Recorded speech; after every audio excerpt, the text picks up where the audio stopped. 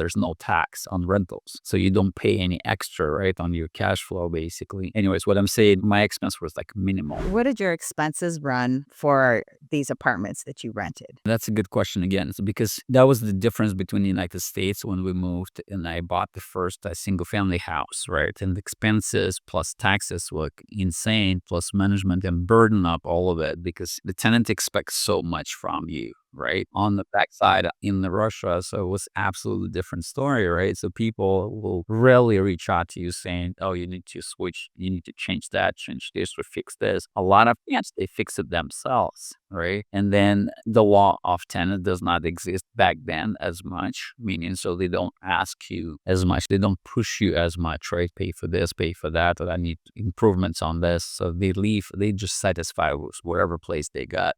Speaking of that, the expenses was very, very low, right? And then the taxes were very, very low. For this sometime, I think from 2007 or so, was not taxes at all. There's no tax on rentals. So you don't pay any extra, right, on your cash flow, basically. And then they changed the law, right? They start to tax people for that because they start to tap into business ownership. They start to understand. I'm talking about government, right? So people are making a lot of money on that. So when they start to tax that income as well. So anyways, what I'm saying, my expense was like minimal. No maintenance burden, no taxes, right? What else you can wish for them? Wow, that's amazing. They need to institute some of that here in the US. So continue to take me on your journey. So from investing in, rentals in Russia, then bring me to like kind of the next phase of you working as a PE teacher and a coach. Yeah. So the next space again, so I work as PE teacher, and then I said, I can't sustain the living, right, or the inflated living or whatever the lifestyle I wanted for my family, I would say more than for myself living. And I said, I need to get to different education, to different,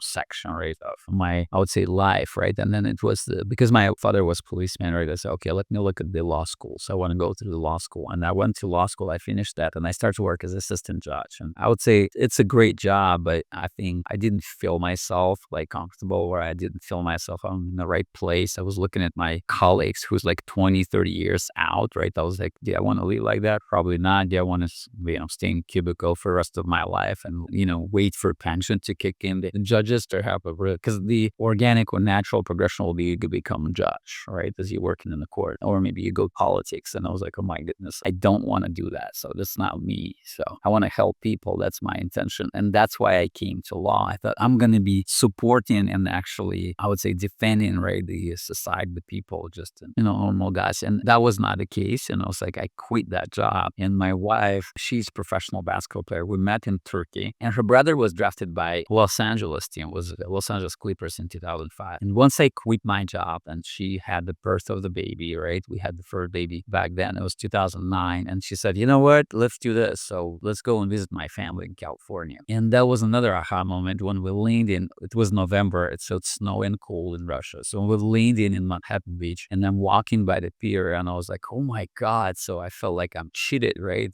All of those years, like for 27 years, I was cheated. I'm seeing the people in the flip flops and the shorts and the t-shirt in California sun. It's beautiful weather. I was like, oh my goodness, I want to stay. This is what I want to experience for me and for my family and for my generations, right, to come. And it was one of the dinners, and one of our family friend and helper, right, for the management side. So she said, you know what, why are you guys coming back? She asked us one question, and that one question just struck me. So I was like, I don't know why. So because I quit my job and we need to start from zero. Do we want to start in Russia from zero? We want to start here in the United States? And the response was obvious for us. We were thinking through the kids' future, not even our future, but really, so what's going to be the best for our kids and for the next generation? So we said, okay, you know what? I called my mom, and, I said, Mom, listen, I'm not coming back. And that was devastating for her because, we just had that grandchild, and then we're not coming back. I'm not coming back. It was a little tough time, but, she said, whatever guys you need, or whatever is better for you, you guys do yourself, like do whatever you want. That's a story how we came in here in the United States. Wow. How did you get past the visa, all the visa stuff? Yeah, it's a great question. I think the 2009-10, it was still relatively easy. I'm talking about we had the extraordinary green cards because we played sports and because we can prove it. And there's some publications and the people we played with. So there was a lot of United States players we played with. So we probably got the green cards within 34 months. It was relatively easy process. We file this paperwork and documents, and we got it right away. And the next stage was like,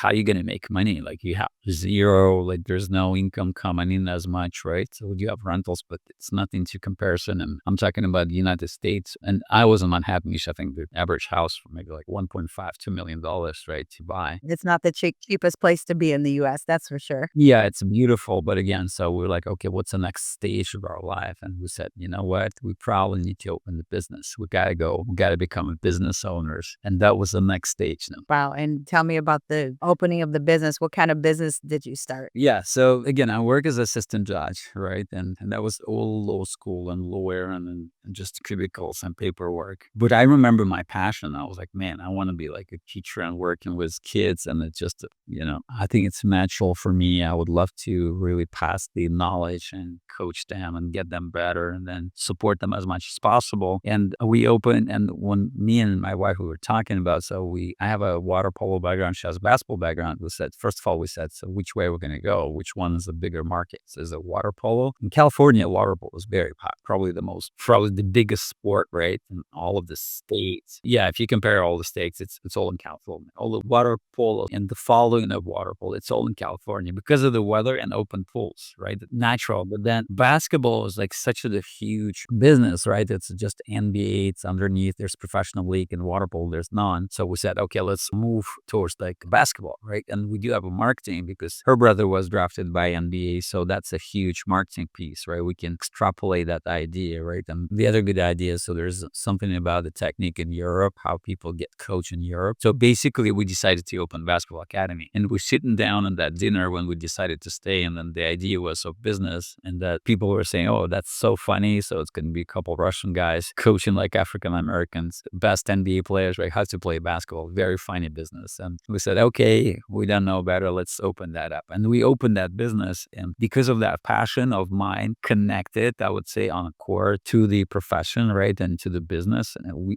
people start to feel that. So when you're doing something from passion, right? From the state of, abundance and passion and joy, right? It's extrapolated. It just multiplies through the court, through whatever you do, right? It's just like infection, right? And people feel it right away when you're working with kids and you share as much as you can and you have no limit to that. So people feel it and they want to bring their friends and friend of the friends. So the business starts to grow. So we grow from one place to another place. We start to open multiple locations. I think we got within the 3 years or 4 years, we got into the 5 different gyms when we start to operate. So, and now from the coach and just the PE teacher, you start to become the business owner. You start to hire people and think about operations and, and expenses and all that good stuff about the numbers stuff. That was my progression into the business ownership. Got it. Now, was that lucrative for you? Because were you dealing with, inner city kids that maybe didn't have a lot of money, or were these people that had money to be able to pay to be part of your coaching program? That's a good question. I think when we opened first, it was Woodland Hills in California. It's a great place, right? And the disposable income of people was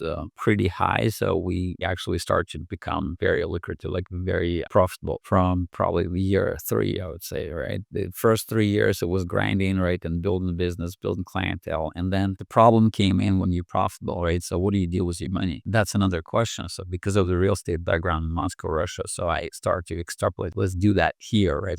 Let's try when the business cash flow monthly, all right? And then how to run the financials. So every single month, there's something to deploy, right? There's something to maybe either save or maybe just capitalize and say, I want to take on the bigger project. So, and for me, that was the one problem. The second problem, when I sold the first unit in Russia, so let's say I got first $271,000, right? And I don't need like a cent from that money. I was like, what do you do next? Where do you put it? So what do you allocate into? And I started to ask people about different options. Like real estate, I got it, I understand, but I was like, what if there's something else exists? And I start to go to the path of, okay, let me put this with a financial advisor. So, and I was going to the gym back then and it was David guy, maybe about 85 or so. He's from New York, actually the teacher at the New York school, and he he saved a lot of money, and then he got 405, 401k, right, as well. And he said, you know what? I put my money on the greatest stocks. Let's say I buy Facebook, right? I buy Google, blah, blah, blah. And I was like, wow, that's interesting. And I started asking more. And he said, you know what? I got a really good guy. The old questionable, but I got really good guy. His name's Kyle. I'm going to connect you guys and you bring that money to him. And then let's see what they do with that, right? And that was my first experience with the stock market, when I'm not buying actually the stocks and picking the stock, but actually, I would say, how do you say that? Delegate your financial future to somebody else. I was like, okay, they educated, they know better. They probably do a lot better than me. And I started to watch the portfolio, right? What can I do? What else can I do? Just call him maybe once a month or like every quarter, right? To ask Kyle, how's that portfolio doing? And all he said to me, he said, we just need to wait, right? Just wait for next 5 years, 25 years. I was like, wow, that's great. I was still like very young. I was like, I'm not in a position to wait. And let's see what the results. After 1 year, I look up at the statements, right? So, and I think it was 2000 something. I don't remember, like 12, 13 or so. 14. And I look at the statement, there's portfolios down 1.5%, for example, right? Or 2%, 3%. I don't remember exact number. I remember it was single digit, very small. But then they still make 2% on my money. I was like, gotta be something wrong. I was like, you guys made 2%, portfolio down 1.5%. I'm out, like all out, right? Was it 3.5% per year? I was like, if you multiply that by 10 years, right? 30% of your wealth is gone, or 40% of your wealth is gone. I was like, there's got to be a better way to do that. And then I waited another 6 months. And then I said, you know what, Kyle, I want to sell some of my portion. Why? Because I want to buy a single family house, right? First myself, and try to, multiply that idea of real estate and invest. I bought my first single family house. You can put a lot bigger cash flow. Let's say $1 million. If you leverage, you can buy the $10 million cash. Jacqueline and Melvin, thank you so much for taking time out of your busy day to listen to this episode of Get Diversified. Please make sure to subscribe to our podcast so you don't miss out on future episodes. Finally, stop by our website and follow us on social media. Ciao for now. Make it a great day, and we'll see you next time. And remember, get diversified.